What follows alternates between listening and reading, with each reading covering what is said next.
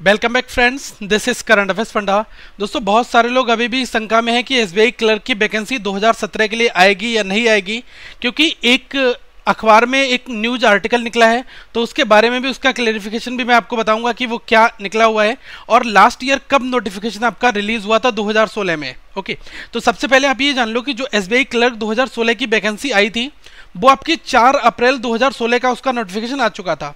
और दोस्तों, आज की डेट में बात की जाए तो काफ़ी टाइम हो चुका है 4 अप्रैल को बीते हुए, और आज डेट है 14 अप्रैल। ओके, तो आप ये देख सकते हैं कि 10 डेज का ओवर हो चुका है और ऐसी कोई अपडेट अभी तक हमें नहीं मिली है। लेकिन फिर भी मैं आपको एक चीज़ बताना चाहूँगा, जो प्रीलिम्स का एग्जामिनेशन लास्ट ईयर जो है वो 11 मई को हुआ था और जो कॉल लेटर्स थे वो 17 जून को आए थे। तो अभी भी आप जो है अपनी होप मत खोएं कि ये वैकेंसी नहीं आएगी। लेकिन न्यूज में क्या आया है वो मैं आपको बताना चाहूँगा। देखो दोस्तों, न्यूज़ में सीधा सीधा उन्होंने ये लिखा है कि बैंक भर्ती के प्रतियोगिताओं को एसबीआई का झटका। अब ये झटका क्या बेस मानते हुए लगाया? उन्होंने कहा कि एसबीआई का जो मर्जर हुआ है तो बहुत सारी पोस्ट जो हैं वो क्लेरिकल की एसबीआई पीओ में एसबीआई क्लर्क में आ चुकी हैं। ओके, तो इस वजह से इस वर्ष एसबीआई क्लर्क की वैकेंसी नहीं आएगी। न्यूज ने ये अपना हवाला दिया है। तो आप देख सकते हैं, इसमें लिखा है बैंक की भर्ती परीक्षाओं की तैयारी कर रहे प्रतियोगियों की उम्मीदों को बड़ा झटका लगा है। भारतीय स्टेट बैंक क्लेरिकल पदों पर फिलहाल भर्ती नहीं करेगा। हालांकि राहत की बात यह है कि पीओ तथा विशेषज्ञ पदों पर हर साल भर्ती की जाएगी। विगत कई वर्षों से बैंकों में बम्पर भर्ती हुई है, इसमें एसबीआई सबसे आगे रहा है, लेकिन अब इस पर विराम लगता दिख रहा है। एसोसिएट बैंकों के मर्जर के बाद अभी हाल ही में क्या हुआ कि एसबीआई की जो भी एसोसिएट ब्रांचेस थी उनका मर्जर स्टेट बैंक ग्रुप में हो चुका है। तो एसबीआई में कर्मचारियों की संख्या जरूरत से ज़्यादा बताई जा रही है। ये फैक्ट जो है ये न्यूज़ ने बताई है ये बात। ओके, अखबार में ये कटिंग आया है और ये दोस्तों अमर उजाला ब्यूरो इलाहाबाद एडिशन का ये आर्टिकल है। और फिर उन्होंने लिखा है कि अब एसबीआई के कर्मचारियों को भी बीआरएस दिए जाने की बात कही जा रही है। फिलहाल क्लेरिकल ग्रेड में ही भर्ती नहीं होने जा रही। पीओ के 2300 से अधिक पदों के लिए इसी महीने परीक्षा। इसका मतलब दोस्तों आप ये मान सकते हैं कि ये जो न्यूज़ में आर्टिकल आया है ये इसी करंट मंथ का है, क्योंकि 2300 पीओ की पोस्ट के लिए भर्ती तो अभी होने वाली है। तो ये आर्टिकल जो है इसी मंथ का है। फाइन, तो करंट अपडेटेड आर्टिकल है। लेकिन मैं आपको ये बताना चाहूँगा कि अभी क्या हुआ था, थोड़े दिन पहले एसएससी को लेकर न्यूज़ ने ये निकाला था कि अब एक एग्ज़ाम होगा, सबके लिए एक exam, one India one exam. और एनएससी की बात वहाँ पर की जा रही थी कि नेशनल जो आपका कोरियर नेशनल जो कैरियर सर्विस है उस पर ही आपके अपडेट स्कोर आएंगे। बहुत सारी चीज़ें वहाँ पर बताई गई, लेकिन ऐसा कुछ नहीं हुआ। और सीजीएल ने अपना कैलेंडर निकाला और सीजीएल की अलग वैकेंसी हो रही है, सीएचएसएल की अलग वैकेंसी होगी, सीपीओ की अलग रिक्रूटमेंट आएगी। तो सबका इस वर्ष से कोई ऐसा अपडेट नहीं है। तो न्यूज़ जो अपडेट आता है वो कई बार दोस्तों फेल भी हो जाता है। तो मैं आपसे यही कहना चाहूँगा कि अभी आप हार मत माने। मेरा प्रेडिक्शन ये कहता है कि अप्रैल का जो लास्ट वीक होगा, ओके, अगर वैकेंसी अप्रैल के लास्ट वीक में या फिर मई के फर्स्ट वीक में भी आएगी तो वो जून और जुलाई में आपका एग्ज़ाम कंडक्ट करा सकते हैं। तो आप मिड मई तक वेट कर सकते हैं, क्योंकि वैकेंसीज आपकी आ सकती हैं, चांसेस हैं।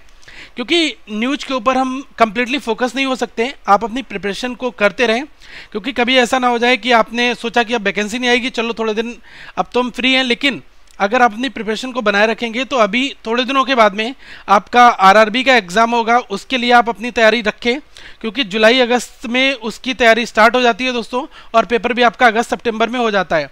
तो आपके पास टाइम बहुत ही ज़्यादा नहीं बचा हुआ है, कंप्लीटली 3 to 4 मंथ्स है। तो इसमें आप अपनी तैयारी को जारी रखिए। अगर एसबीआई आया वेल एंड गुड, नहीं आया तब भी कोई बात नहीं, क्योंकि हमारे पास अभी आगे एग्जाम्स हैं और आईबीपीएस के एग्जाम्स आएंगे। तो अभी से अगर आप अपनी इन सब चीज़ों के लिए कमर नहीं कसेंगे तो आपको प्रॉब्लम दोस्तों वहाँ पर आ जाएगी। तो अगर एसबीआई क्लर्क का एग्ज़ाम आता है तो प्रीलिम्स के लिए आप अपनी तैयारी अभी से जारी रखें। प्रीलिम्स में 3 सब्जेक्ट आएंगे, इंग्लिश का और न्यूमेरिकल एबिलिटी और रीजनिंग का। यहाँ पर 30 क्वेश्चन, 35 क्वेश्चन और 35 क्वेश्चन, मतलब रीजनिंग और मैथ्स के 35 होंगे, बाकी इंग्लिश के 30 होंगे। तो ये मार्क्स भी इतने ही होते हैं, मतलब कि 100 क्वेश्चन 100 मार्क्स, और कंपोजिट टाइम जो है वो आपको 60 मिनट का दिया जाएगा। तो प्रैक्टिस सेट जो है क्विकली सॉल्व करते रहे, क्योंकि दोस्तों ये प्रीलिम्स का पैटर्न है, ये हर जगह फॉलो होता है। चाहे क्लर्क का एग्जाम हो, चाहे आपका पीओ का एग्जाम हो, किसी भी चीज़ का एग्जाम हो, हर जगह यही सेम पैटर्न फंडा फॉलो हो रहा है तो इस पर आप अच्छे से फोकस करें। अगर एसबीआई क्लर्क की वैकेंसी आई और उसका मेंस एग्जाम होगा तो हर एक सेक्शन के लिए अलग इंडिविजुअल टाइम दिया जाएगा आपके लिए। जनरल और फाइनेंशियल अवेयरनेस के लिए लास्ट ईयर ये था कि 50 क्वेश्चन थे, 50 नंबर था और टाइम दिया गया था 30 मिनट का। इंग्लिश की अगर बात की जाए तो 40 क्वेश्चन रहते हैं, 40 मार्क्स के रहते हैं और 35 मिनट का टाइम दिया जाता है। क्वांट और रीजनिंग के लिए दोस्तों सबसे ज़्यादा टाइम मिलता है 45 मिनट का और ये दोनों आपके 50 नंबर के रहते हैं। क्वांट बेसिकली 50 नंबर का रहता है और इसमें 50 मार्क्स होते हैं, 50 क्वेश्चंस होते हैं। रीजनिंग और कंप्यूटर एक साथ आता है, ये लास्ट ईयर ऐसा हुआ था। ओके, लास्ट ईयर क्या था कि जो आपका रीजनिंग था, कंप्यूटर एप्टीट्यूड, उनको एक साथ रखा गया था। कंप्यूटर एप्टीट्यूड कुछ अलग नहीं होता है, सेम कंप्यूटर के क्वेश्चंस होते हैं, कंप्यूटर फंडामेंटल कंसेप्ट। ओके, तो 50 क्वेश्चन 60 मार्क्स के, फाइन। और इसके लिए सेपरेट 45 मिनट मिलते हैं हर एक सेक्शन को बनाने के लिए।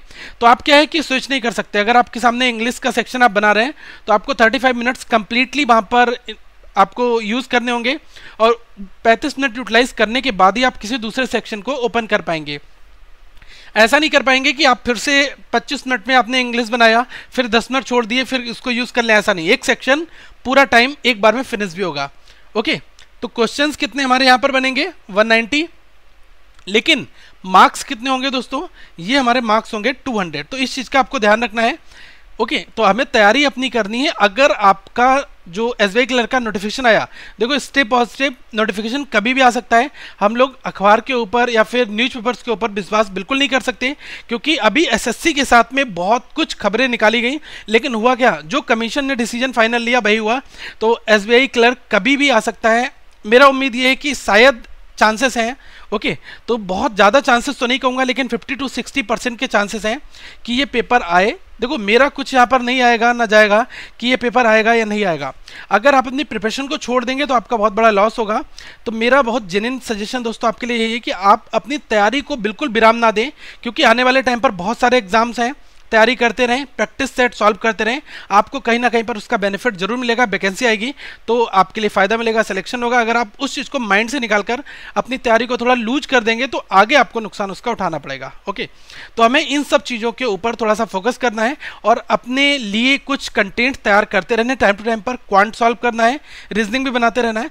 जनरल अवेयरनेस के लिए थोड़ा टाइम अच्छे से देना है। डेली बेसिस पर दोस्तों करंट अफेयर्स हमें पढ़ती रहनी है, क्योंकि हर एक एग्जाम्स में करंट अफेयर्स का रोल काफ़ी बड़े लेवल पर होता है। एक चीज़ मैं आपको और बताना चाहूँगा कि अभी आप क्या करें कि अगर आप 3 मंथ्स का अपना स्टडी पैकेज बनाने वाले हैं तो आप ये मान के चलें कि आपका जो वीक एरिया है, जैसे इंग्लिश है, इस पर आप बहुत ज़्यादा फोकस करें। मैंने जो हमारी वेबसाइट है currentaffairsfunda.com, इस पर दोस्तों हर एक दिन एक नया आर्टिकल आता है, इंग्लिश में आर्टिकल होता है और इसका हम हिंदी वर्जन भी वहाँ पर देते हैं वर्ड मीनिंग के साथ में।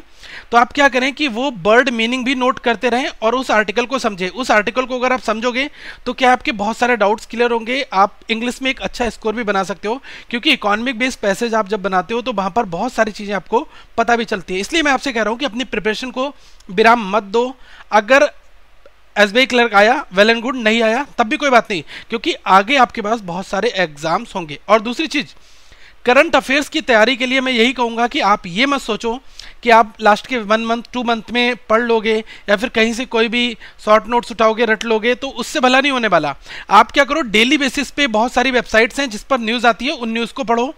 और मैं वीकली में 2 पार्ट आपको देता हूं लगभग 60 क्वेश्चंस के, तो उन 60 क्वेश्चंस को वेबसाइट से भी डाउनलोड करो, क्योंकि यहाँ पर डाउनलोड सेक्शन में आपको बहुत सारे करंट अफेयर्स के क्वेश्चंस मिलेंगे।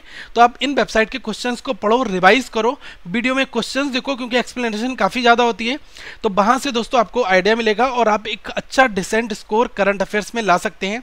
एक चीज़ और कि जो स्टूडेंट्स बैंकिंग की नॉलेज के लिए थोड़ा सा परेशान हो रहे हैं दोस्तों, आने वाले टाइम पर बैंकिंग के लिए कंप्लीट वीडियो आपको मिलेंगी और हम कोशिश ये करेंगे कि बैंक का जितना भी सिलेबस है उसको टाइम से पहले ख़त्म किया जा सके, ताकि आपको वहाँ पर फ़ायदा मिले। लेकिन क्वांट और रीजनिंग इन दोनों के ऊपर आपको फोकस अपने आप से करना है।